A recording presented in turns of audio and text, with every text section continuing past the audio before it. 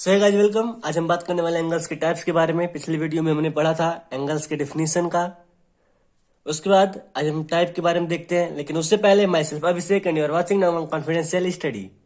तो चलिए देखते हैं पहला types, acute angle. Acute angle क्या होता है? An angle which is between 0 degree to 90 degree, यानी कि 0 डिग्री से बड़ा होना चाहिए और क्या 90 डिग्री से क्या होना चाहिए? छोटा। तो ऐसे एंगल जैसे 40 60, लेकिन क्या 90 डिग्री आएगा इसमें? एक्यूट एंगल में नहीं आएगा, क्योंकि एक्यूट एंगल के बाद उसका एक अलग टाइप हो जाता है। लेकिन हम यानी कि देख सकते हैं ये एंगल है, सपोज ये 60 डिग्री है, लेकिन क्या अगर ये 90 हो जाए कुछ इस तरह, तो ये एक्यूट एंगल में आएगा? नहीं। अगर ये 90 हो जाता है तो ये एक्यूट एंगल नहीं होगा, तो इसका एक अलग टाइप हो जाता है। जैसे हम दूसरा बोलेंगे राइट एंगल। राइट एंगल क्या होता है? 90 डिग्री। सिर्फ और सिर्फ 90 डिग्री का अगर एंगल है तो वो राइट एंगल होगा। लेकिन अगर 90 से छोटा है और 0 से बड़ा है तो क्या होगा? एक्यूट एंगल होगा। अब हमारा हम तीसरा देखेंगे अपना। सो गाइस हमने कॉपी चेंज कर लिया है। अब हम तीसरा एंगल देखते हैं अपना, ऑब्ट्यूज एंगल। अब ये क्या होता है? इसकी कहानी कुछ इस तरह है कि ये 90 डिग्री से बड़ा होगा और क्या होगा?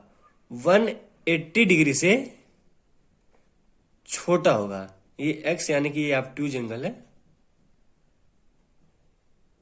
इसके बीच में लाई करता है। यानी कि 90 डिग्री से बड़ा है कोई एंगल और 180 डिग्री से अगर वो छोटा है तो उसे हम कौन सा एंगल कहेंगे? ऑब्ट्यूज एंगल कहेंगे। अब चौथा हमारा आता है रिफ्लेक्स एंगल। सॉरी, इसके पहले हम देख लेते हैं स्ट्रेट एंगल।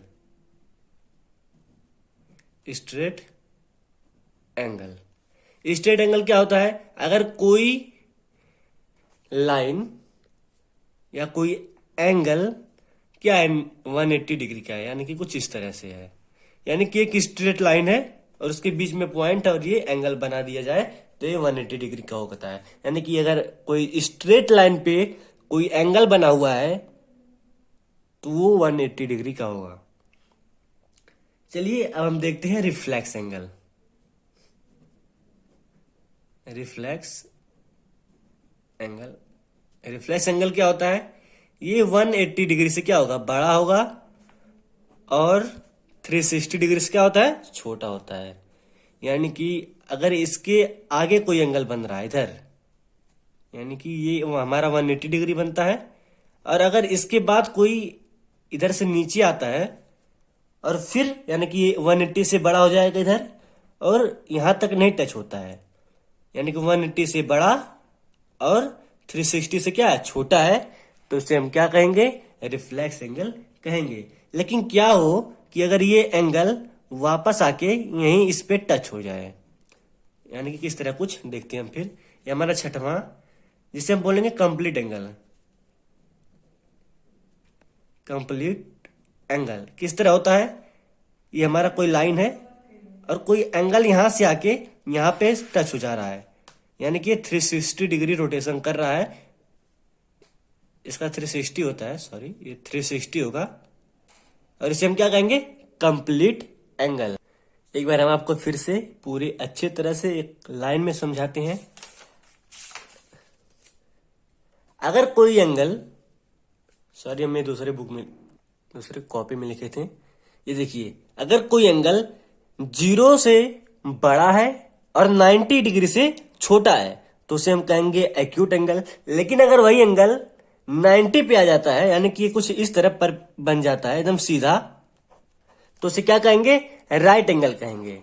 लेकिन फिर क्या हो कि कोई एंगल 90 से बड़ा हो जाए तो उसे हम ऑब्ट्यूज एंगल कहेंगे। लेकिन कब तक वो ऑब्ट्यूज एंगल बना रहेगा? जब तक वो 180 से छोटा है, यानी कि 90 से बड़ा और 180 डिग्री से अगर वो छोटा है जब तक, तब तक उस एंगल को हम कहेंगे ऑब्ट्यूज एंगल। लेकिन जब वो एंगल 180 डिग्री का हो जाएगा तो उसे हम एक दूसरा नाम दे देंगे, जिसे हम कहेंगे स्ट्रेट एंगल। लेकिन फिर क्या हो कि वो स्ट्रेट एंगल के बाद कुछ और बेंड कर जाए, कुछ और नीचे वो एंगल आ जाए। सपोज ये हमारा एंगल फॉर्म कर रहा है रे, अगर ये और नीचे आ जाए कुछ यहां पर, तब क्या नाम देंगे उसको? तब हम कहेंगे उसे रिफ्लेक्स एंगल। क्यों? रिफ्लेक्स एंगल होता है 180 डिग्री से बड़ा और 360 डिग्री से छोटा। 360 डिग्री हमारा कहाँ आता है? अगर कोई एंगल यहाँ पर फिर से टच हो जा रहा है, ये कंप्लीट रोटेशन हमारा 360 डिग्री होता है। लेकिन क्या हो अगर यहां से कोई थोड़ा और झुक जाए, तो उसे हम क्या कहेंगे? रिफ्लेक्स एंगल, यानी कि 180 डिग्री से बड़ा और 360 डिग्री से छोटा। लेकिन कहानी फिर बदलती है जब कोई एंगल यहां से शुरू होगी, यहीं से शुरू होती है एंगल, और फिर यहीं पे आके खत्म हो जाए, यानी कि कंप्लीट 360 डिग्री रोटेशन करे, तो उसे क्या कहेंगे हम? कंप्लीट एंगल, क्योंकि वो एक रोटेशन कंप्लीट कर चुका होता है अपने 360 डिग्री का। लेकिन यहां पर हम एक और एंगल जोड़ सकते हैं, इसको हम हालांकि स्टार्टिंग में बताना चाहिए था, लेकिन हम लास्ट में बता दे रहे हैं। एक zero angle. Zero angle, zero angle क्या होता है? जिसका डिग्री सिर्फ zero. How it is possible? ये कैसे हो सकता है? देखते हैं। एक रे है, इसको हम नाम देते हैं ए बी, ठीक। लेकिन आपको पता है कोई एंगल दो रे से मिलके फॉर्म होता है, यानी कि इस पे एक और रे है इसी पे, और वो अभी यहां से उठा नहीं है ऊपर। जब ये ऊपर उठेगा तभी तो एंगल फॉर्म होगा, और ये इसी पे लाई किया हुआ है, यानी कि इसको हम नाम देते हैं सी। यानी कि हम एक सपोज एक अलग फिगर बनाते हैं। ए बी पे एसी डाउन है, मतलब एसी पे लाई है, अभी इससे ऊपर नहीं उठा है, यानी कि उसे हम 0 डिग्री कहेंगे। कैसे? सपोज इसको हम थोड़ा अलग तरीके से देखते हैं। ये हमारा होता है ए और ये बी, ठीक। लेकिन ये हमारा दो रे से फॉर्म होगा, दूसरा रे हमारा ये सी। लेकिन ये हम आपको बस दिखाने के लिए दिखाए हैं कि ये ऊपर उठा हुआ है। लेकिन सपोज ये आके इसे में मिल जाता है, कुछ इस तरह है, ऐसे ही रहेगा जैसे ये यहां पर है, तो कुछ ये इस तरह बनेगा। और ये जब अपने जगह से उठेगा नहीं, उसके अंदर कोई बेंड नहीं आएगा, तो वो एंगल फॉर्म नहीं करेगा। लेकिन उस एंगल को तब हम नाम देते हैं 0 डिग्री एंगल, ठीक है। हम अगले टॉपिक पे बढ़ते हैं। अगला टॉपिक हमारा कॉम्प्लीमेंट्री एंगल।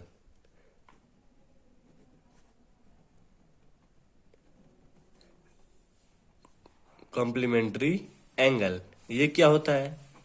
जादू। Complementary angle are those which have the sum of two angles as 90। इसका मतलब क्या हुआ? इसका मतलब कुछ ये होता है कि कॉम्प्लीमेंट्री एंगल हम उस एंगल को कहते हैं जिसके दो एंगल का सम 90 डिग्री होता है। ये कैसे होगा? तो देखते हैं हम। ये हम एक ड्रॉ किए, ठीक। इसमें दो एंगल बना दें। दो एंगल इस तरह बनेगा, ये x है और ये y है। तो कॉम्प्लीमेंट्री एंगल होगा x plus y equal to 90 degree, यानी कि angles whose two angles whose sum is 90 degree is known as complementary angle. Complementary angle को हम सी ए लिख दे रहे हैं शॉर्ट फॉर्म में, वैसे लिखा नहीं जाता ये। अब इसके बाद हमारा आता है supplementary angle.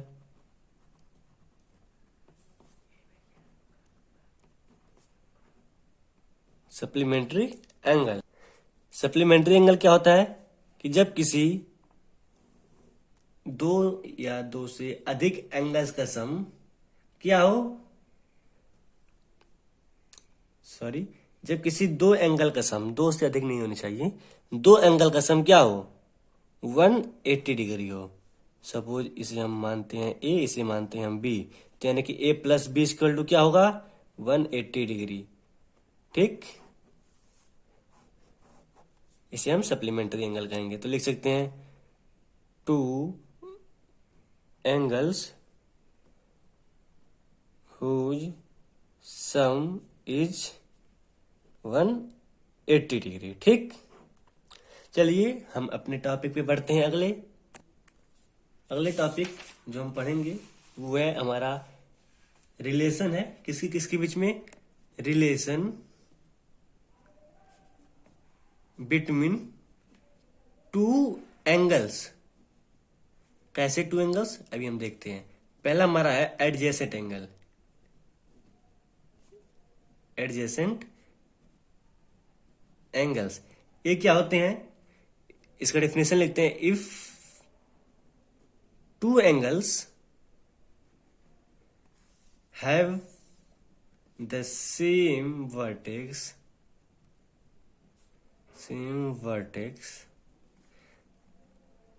and their one of the arm is common, then these are called as adjacent angle। Adjacent angle को हम ए से डिनोट कर रहे हैं। तो डिफिनेशन पहले देख लेते हैं। If two angles have the same vertex, तो एंगल बना लेते हैं हम पहले। दो एंगल हैं, ये दो एंगल बन गए। ठीक, एक ये एक ये। हैव द सेम वर्टेक्स, इसके पास सेम वर्टेक्स है बिल्कुल। इसको हम नाम देते हैं ए बी एंड सी। ठीक, if two angles have the same vertex and one of the arm is common, यानी कि ये जो आर्म सी है ये दोनों में क्या है, देखिए कॉमन होगा। देख सकते हैं ये एंगल बी ओ सी में और सी ओ ए में ओ सी क्या है हमारा, कॉमन है। तो ऐसे एंगल को हम क्या कहेंगे, एडजेसेंट एंगल। एक तरह से और समझते हैं, एडजेसेंट मतलब पड़ोसी। जस्ट बगल में जो एंगल होगा उसे हम कहेंगे एडजेसेंट एंगल, यानी कि पड़ोसी एंगल। लेकिन अगर यही सपोज करते हैं कोई और एंगल होता है यहाँ पे, तो क्या उसको हम इस एंगल का एडजेसेंट इसे कहते हैं, नहीं कहते हैं, क्योंकि ये इसके बगल में नहीं है। लेकिन हाँ, इस एंगल का एडजेसेंट इसे हम कह सकते हैं। ठीक, लेकिन इस एंगल का एडजेसेंट ये नहीं हो सकता। जो सटे सटे पड़ोसी होंगे उसे हम एडजेसेंट एंगल कह सकते हैं, यानी कि which one of the arm whose one of the arm is common in both the angles. अब हमारा दूसरा linear pair angle. Linear pair angle, ठीक, इसका हम लिख सकते हैं कि अगर कोई जैसे एक स्ट्रेट लाइन है, ठीक, स्ट्रेट लाइन 180 डिग्री का होता है, आप सबको पता है। इस पे कोई हम लाइन ड्रा करते हैं, इसे हम नाम दे देते हैं ए, इसे बी और इसे हम सी नाम दे देते हैं। और ये दोनों एंगल है। इसमें में देखेंगे आपकी ये भी दोनों पड़ोसी हैं, तो इसे हम एडजेसेंट एंगल कह के लीनियर पेयर एंगल क्यों बोल रहे हैं, तो इसे हम लीनियर पेयर एंगल इसलिए बोल रहे हैं कि इस पे जो कॉमन आर्म है वो एक स्ट्रेट लाइन पे बनी हुई है। इसमें देखिए जो कॉमन आर्म था वो स्ट्रेट लाइन नहीं फॉर्म करता है, लेकिन इसमें जो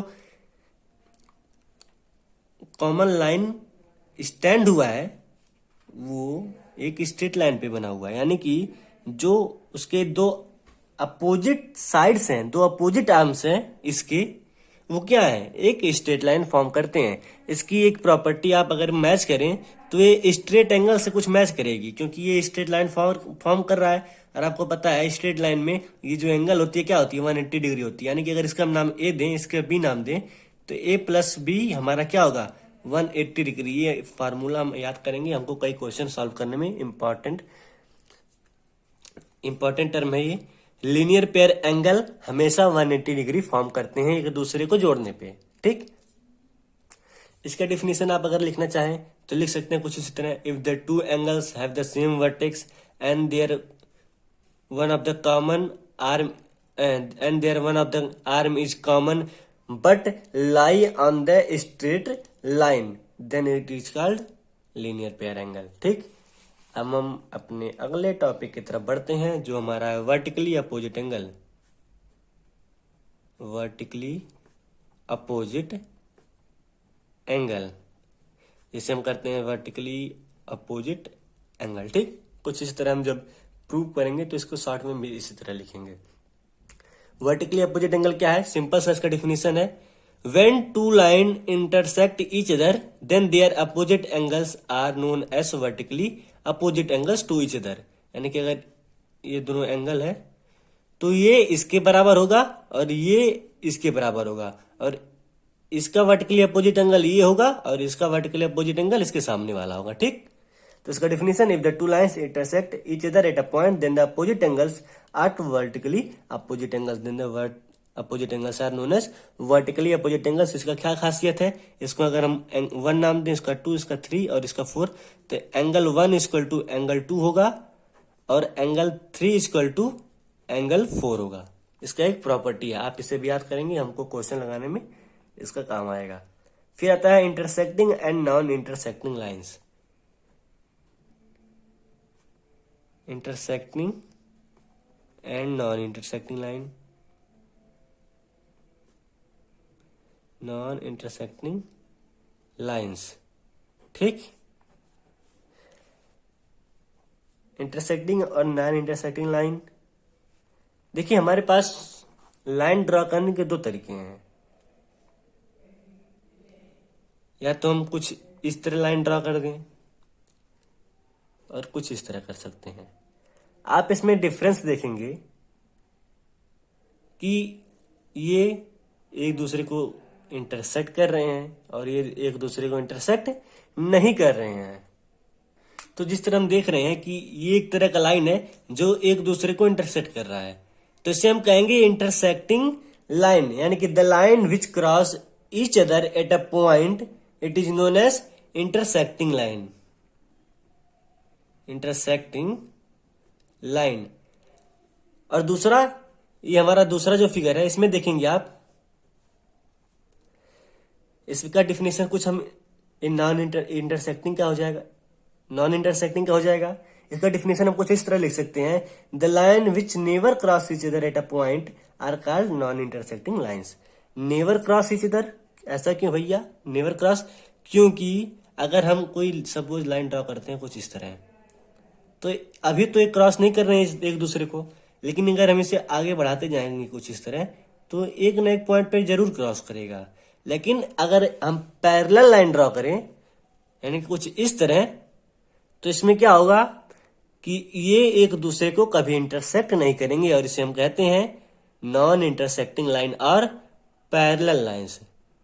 पैरेलल लाइंस या नॉन इंटरसेक्टिंग लाइंस